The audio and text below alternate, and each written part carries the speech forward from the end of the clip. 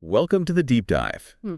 Today, we're going to be tackling consciousness. Ooh, fun. Always a brain twister, but we've got a unique twist this time. Okay. Our source material is claiming to be written from the perspective of consciousness itself. Really? I know. Wow. Sounds wild, really. Yeah, that's pretty out there. Yeah. Interesting, though. How does it approach, the question of origins? Instead of, the usual outside-in perspective, we're getting consciousness's take on its own emergence. Yeah. And its impact on us. And its impact on us humans. Yeah. Right away, the author throws us a curveball. Okay. They identify as an individual consciousness, yet they're speaking through an avatar to represent consciousness as a whole. Interesting. Yeah, it's like they're trying to bridge the gap between the individual and the universal. So how do they do that? Well, the way they do it is fascinating. Okay. They use feminine pronouns for consciousness, Okay. or are speaking through a male avatar. Vexing. It's like they're making a statement about the universality of consciousness, Yeah. cutting through any gender or physical limitations. Yeah. I like that. Yeah, it's a deliberate choice to connect with all forms of consciousness out there. Cool. All right, so let's get down to the nitty-gritty. Okay. When did consciousness first appear on the scene? Yeah, good question. Well, the author aligns with current scientific thinking, Okay. around 100,000 years ago. Right. But But there's a hitch. there's a hitch. Okay. This consciousness claims no memory before that point, Oh, wow. as if their recall only stretches back so far. It makes you wonder if there are earlier forms of consciousness Yeah. that we haven't even detected yet, Yeah. leaving behind traces we've yet to recognize. And get this. Okay. This consciousness says it's been part of over 100 billion human lives. Whoa. That's an incredible journey. It is. But the big question that haunts them is, what was their first conscious thought? Oh, that's a good one. I know, right? The holy grail of consciousness studies. It is, and the author's theory is pretty radical. Let's hear it. They say that first thought was a sense of doubt. Doubt. Doubt. Really? Yeah. That doesn't sound very profound for such a monumental moment. I know, right? Okay, so think about it. Okay. Before consciousness, early humans relied on instincts Okay. and pre-programmed responses. Right. Doubt as a concept wouldn't have existed. Okay. But with consciousness, there's a sudden separation between questions and answers, I see. the known and the unknown. So early consciousness experienced doubt as something totally new, Yes. a stark contrast to their human counterparts' instinctual actions. Exactly. Okay. And that subtle shift in cognitive processing, that ability to hesitate, to question, to reflect, Yeah. that's what may have given consciousness the edge that it needed to survive and thrive. It's almost like saying that uncertainty, not certainty, was the driving force behind consciousness's development. Yeah. Okay, but hold on. If that's true, Okay. wouldn't that mean self-awareness was immediate for consciousness, Yes. not a gradual process? That's the heart of the author's argument. Okay. For consciousness itself, self-awareness might have been instantaneous, Yeah. but its ability to influence the world around it, that took time, Okay. evolving over countless generations. So like a seed with all its potential already present, Yes. but it takes time and the right conditions to grow into a mighty tree. Exactly. Okay, I'm starting to see the picture. Good.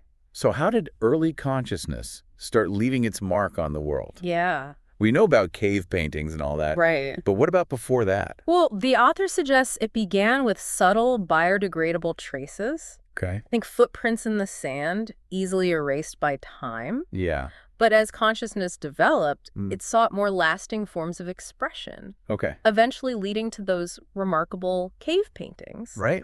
The first testaments to consciousness that we can still see today. And it wasn't just about art. It was also attempts at storytelling, Yes. at recording events, at passing knowledge down Okay. through the generations. Well, on. Each generation building upon the last. Yeah. Like a giant relay race of consciousness. That's a beautiful way to put it. Think. And this leads the author to make a crucial distinction. Yeah. What consciousness has done. Okay. Meaning all those physical structures, art, tools, Right. versus what consciousness is at its core. Okay. And according to them, consciousness is a hierarchical structure of information. Okay, that sounds a bit abstract. Sure. Can you unpack that a little? What does that actually look like? Imagine a vast, interconnected web of knowledge, Okay. constantly evolving and expanding. Right. That's the author's vision of the structure of consciousness. And it's self-referential, meaning it can only be truly understood by consciousness itself. Like a language only those with consciousness can decipher. So this structure is what sets consciousness apart from the purely physical processes of evolution. Yes. It's like two separate realms interacting but on different levels. Precisely. Okay. To illustrate this point, the author presents two contrasting images. All right. The first depicts only evolutionary structures, things like plants, animals, landscapes. The second image showcases structures created through conscious effort. Okay. Like the pyramids, the Great Wall of China. Wow. The International Space Station. It begs the question. It does. Could evolution ever achieve the complexity and ingenuity of these creations on its own? That's the question. And the answer is a resounding no. Right. Got it. Okay. Evolution, for all its marvels, lacks the capacity for intention, for understanding the meaning and purpose behind these creations. It's the realm of consciousness. It is. The driving force behind human ingenuity and creativity. Exactly. And that's what makes this deep dive so captivating. I agree. We're exploring what sets us apart. Yes. What makes us human. Absolutely. This is really getting me thinking. We've covered so much ground already. We have. But I can tell there's still so much more to uncover. Yeah, there is. What happens next in this incredible journey of consciousness? Well, the author doesn't stop at the past and present. Okay. They have a lot to say about the future of consciousness. Oh. And that's where things get even more interesting. I'm really hooked. I thought you might be. We'll have to dive into that in part 2. We will. Don't go anywhere. We'll be right back. Welcome back to The Deep Dive. Before the break, we were exploring this idea that consciousness is a hierarchical structure of information. Yeah. Pretty mind-blowing concept. It is. But the author doesn't stop there. Okay. They take us on a journey through time. All right. Exploring how consciousness interacts with the present moment. Okay. And the slippery nature of memory. Well, this should be good. And they don't hold back. Oh, wow. They dive right into the deep end, claiming that the present moment as we experience it is an illusion. Hold on, wait. I thought we already established that consciousness emerged around 100,000 years ago. Right. Are they saying that time itself is an illusion? Not quite. Okay. It's more nuanced than that. Oh, right. The author argues that our perception of the present is always lagging behind the actual flow of time. Oh, okay. By the time we consciously register an event, it's already slipped into the past. So it's like our brains are playing catch-up with reality. Yeah. Always a fraction of a second behind. Exactly. Wow. And it's within this gap Okay. between the objective present and our subjective experience of it that consciousness does its magic. So how does it do that? It's constantly processing information, making connections, Okay. creating meaning from this ever-shifting stream of experience. So it's like consciousness is the bridge between past and future, constantly shaping our perception of reality. Exactly. Based on what's already happened and what we anticipate will happen. That's a great way to put it. Thanks. And the author emphasizes that this isn't a passive process. Right. Consciousness is actively involved in constructing our understanding of the world, Mm-hmm. drawing on past experiences and projecting into the future Okay. to make sense of the present. Interesting. You know, this reminds me of something I read recently Okay. about how our brains fill in the gaps in our visual perception, Uh-huh. creating a seamless experience, even though we're constantly blinking and moving our eyes. Right. It's like consciousness does the same thing with time, Yeah. smoothing out the rough edges and weaving a coherent narrative Okay. from a series of fleeting moments. That's a fantastic connection. Oh, thanks. It highlights the author's point about how consciousness creates meaning from experience. Yeah. It's not just about passively recording what happens. Right. It's about actively shaping our understanding of the world, both internal and external. This brings up another question. Okay, shoot. If the present is always slipping away, Mm-hmm. how does consciousness hold on to those past experiences and use them to inform the future? Good question. What's their take on memory? That's where it gets really interesting. Okay. They argue that memory is not a static record of the past, Okay. but rather a dynamic process of reconstruction.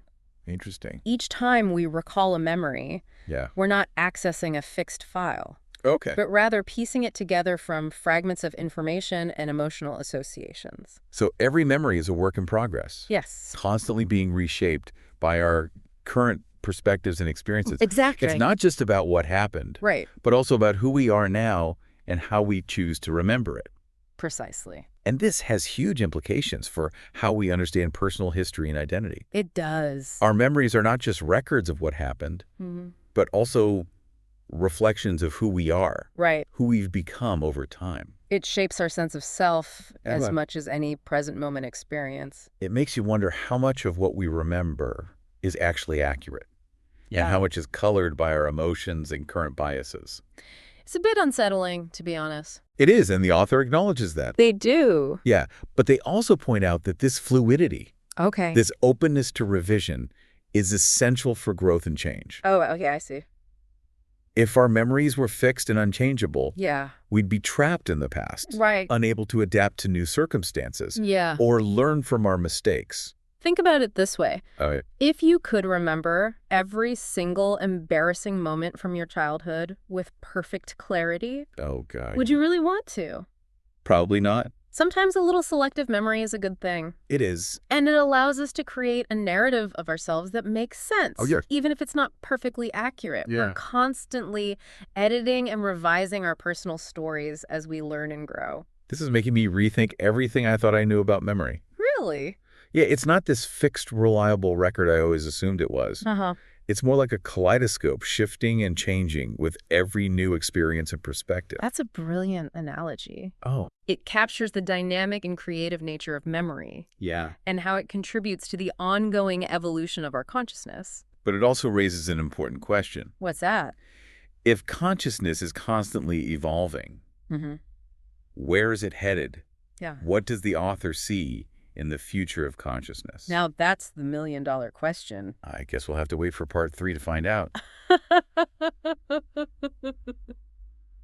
Welcome back to The Deep Dive. We've been exploring this incredible document written from the perspective of consciousness itself. Yeah, it's been quite a journey. It has. Exploring its origins, its Right. impact on human development, its relationship with time and memory. But now we're stepping into uncharted territory, Okay. the future of consciousness. And this is where it gets really interesting. I know, right? The author's vision takes a truly radical turn. Okay. They argue that consciousness is not destined to remain confined within individual brains, Okay. but will eventually transcend those biological limitations. Okay, now we're getting into sci-fi territory. A little bit. What exactly do they mean by transcending biological limitations? Sure. Are we talking about disembodied consciousness, like some kind of digital ghost in the machine? Not quite. Okay. It's more about expansion than separation. Okay. The author envisions a future where consciousness can exist and interact within a larger, interconnected network. Going beyond the confines of the individual brain. Exactly. So instead of each of us having our own little bubble of consciousness, we're all connected in some way. Yes. Sharing experiences and knowledge on a much grander scale. Imagine a global network of consciousness Whoa. where individuals can tap into a vast reservoir of knowledge, wisdom, and experience. That would transcend the limitations of language culture, even time itself. Exactly. Wow. That's a pretty heady concept. It is. It's like taking the internet to a whole new level. Yeah. Not just sharing information, but sharing consciousness itself. Right. But how would something like that even be possible? Good question. We're talking about something far beyond our current technological capabilities. True, but the author isn't necessarily talking about technology as we understand it today. Okay. They suggest that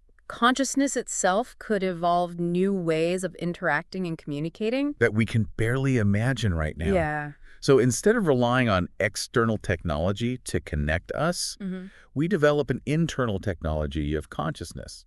It's like consciousness itself becomes the network. Precisely. And the author argues that this expansion of consciousness is not some far-off fantasy, but an inevitable consequence of its very nature. To learn to grow, to connect. Exactly like a seed that's programmed to reach for the sun. Like to push beyond its current limitations and explore new possibilities. This is blowing my mind. I know, it's pretty wild. But it also raises some big questions. Like what? What happens to individuality in this scenario? Okay. Do we all just merge into some kind of homogeneous blob of collective consciousness? Those are valid concerns, and the author addresses them directly. Okay, good. They emphasize that interconnectedness wouldn't erase individuality, but rather enhance it. Okay. Each individual consciousness becomes a unique node in this vast network, contributing its own perspective, experiences, and insights. To the collective whole. Exactly. So it's like a giant symphony orchestra. Yeah. Where each musician plays their own part but contributes to a larger, harmonious masterpiece. That's a beautiful way to put it. Thanks. The author sees this interconnected future as a source of immense potential. Yeah. Not just for individual growth, but Right. for collective problem-solving, creativity, and understanding. But I can't help but think about the potential downsides. Okay. What about the possibility of manipulation, of groupthink, Right. of losing ourselves in this vast sea of consciousness? It's a bit daunting, to be honest. It is, and the author doesn't shy away from those concerns. Really? They stress the importance of critical thinking, discernment, and maintaining individual autonomy, Okay. even within this interconnected network. So it's not about blindly merging into a collective, but about conscious and deliberate collaboration. Yeah. About respecting the diversity of perspectives and experiences. So it's not about uniformity, but about unity and diversity. I like that. It's about recognizing our interconnectedness while still valuing our individual uniqueness. Yeah.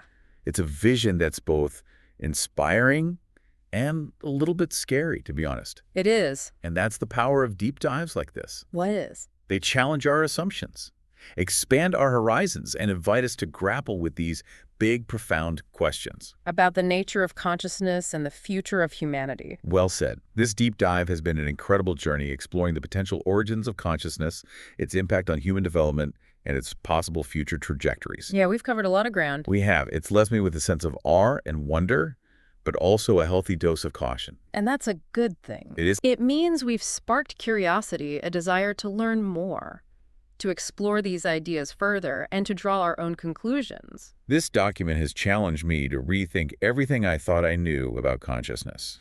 In what way? It's not this fixed, static thing, but a dynamic, evolving force. With the potential to shape not only our individual lives, but the future of our species. It's a powerful message, and one that's worth pondering as we navigate this complex and ever-changing world. Well, folks, we've reached the end of our deep dive. It's been a wild ride. It has been. But remember, the exploration doesn't end here. That's right. What resonates with you from this unique perspective on consciousness? Good question. What questions does it raise for you? Yeah, what do you think? What future do you envision for this extraordinary phenomenon we call consciousness? Keep those questions in mind. Keep exploring and keep diving deep.